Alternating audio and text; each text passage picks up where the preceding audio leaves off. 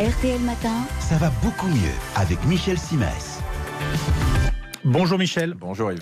Nous sommes mercredi et ce matin vous allez nous parler des personnes qui grincent des dents. Non pas que ces personnes soient en colère évidemment, non, elles grincent vraiment des dents au sens propre. Oui, je sais que vous connaissez, mais vous ne saviez pas qu'on appelait ça le bruxisme. Ah, pas du tout, non. Voilà, alors dans la majorité des cas, ça se manifeste la nuit. Oui, c'est ce qu'on me dit. En tout Oui, cas. quand une personne dort, elle perd un petit peu le contrôle des choses. Du coup, il arrive que ses mâchoires se contractent, les dents se crispent. Et c'est parti pour un concert insupportable pour la personne qui dort juste à côté. Alors d'abord, ça la réveille. Ensuite, ça la révulse, un peu comme jadis. Vous savez, dans nos écoles, quand l'instituteur se cassait un ongle en écrivant au tableau avec une craie. Insupportable. Vous voyez le genre. Oui. Alors, moi, le crissement des dents, ça me donne la chair de poule, mais bon, si ce n'était que ça irait bien. Le problème, c'est que la personne qui grince des dents en abîme l'émail.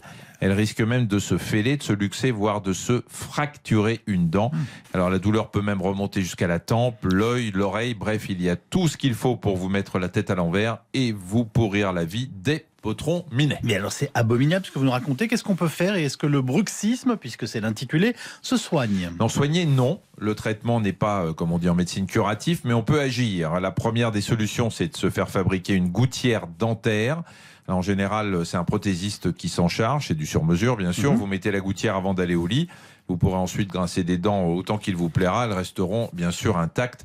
C'est la gouttière qui va s'user à leur place. C'est très désagréable, hein, je peux vous le dire. Oui, alors mauvaise nouvelle surtout, qui est très très agréable également, c'est le prix. C'est entre 300 et 500 euros.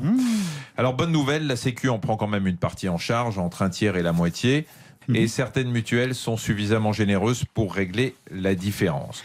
Mais si vous grincez des dents et que vous voulez que ça cesse, il faudrait peut-être quand même penser à vous interroger sur votre mode de vie. Ah bon? Le bruxisme touche souvent les personnes anxieuses ou stressées. Si c'est votre cas, demandez-vous ce que vous pourriez faire pour calmer un peu les choses.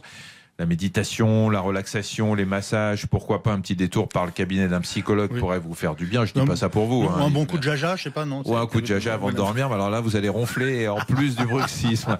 Sinon, le bruxisme peut aussi être provoqué par la consommation de produits dopants ou de drogue. Et dans ce cas, là c'est moi qui grince des dents, mais au sens figuré cette fois. Bon, eh ben vous m'avez totalement déprimé parce que je me demande de quoi je suis atteint. Merci beaucoup Michel Simès.